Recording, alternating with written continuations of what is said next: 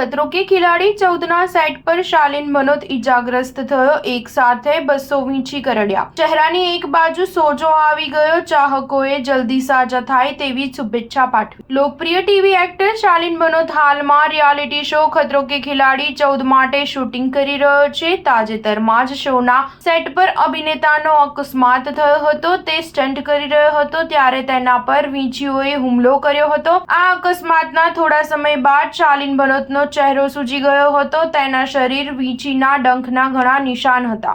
Media reports અનુસાર શાલિનને 200 થી વધુ વીંછીએ ડંખ માર્યો છે. સેટ પર હાજર તબીબી નિષ્ણાતોએ તાત્કાલિક અસરથી શાલિનની સારવાર શરૂ કરી હતી.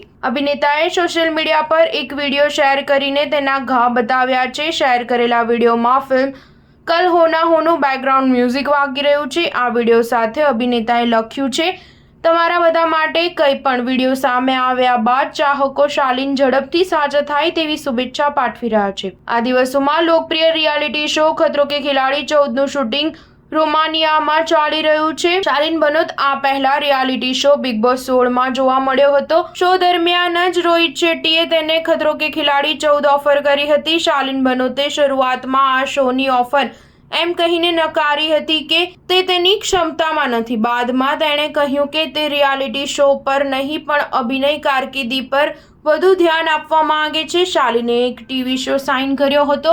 જો કે જ્યારે શો મુલતવી રાખવામાં આવ્યો ત્યારે અભિનેતાએ ખતરો કે ખિલાડી 14ની ઓફર સ્વીકારી હતી. બિગ બોસ છોડ્યા બાદ શાલિન મનોત એકતા કપૂરના ટીવી શો બેકાબૂમાં જોવા મળ્યો હતો. સ્ટાર ન્યૂઝ 7 હંમેશા સચ્ચાઈની સાથે.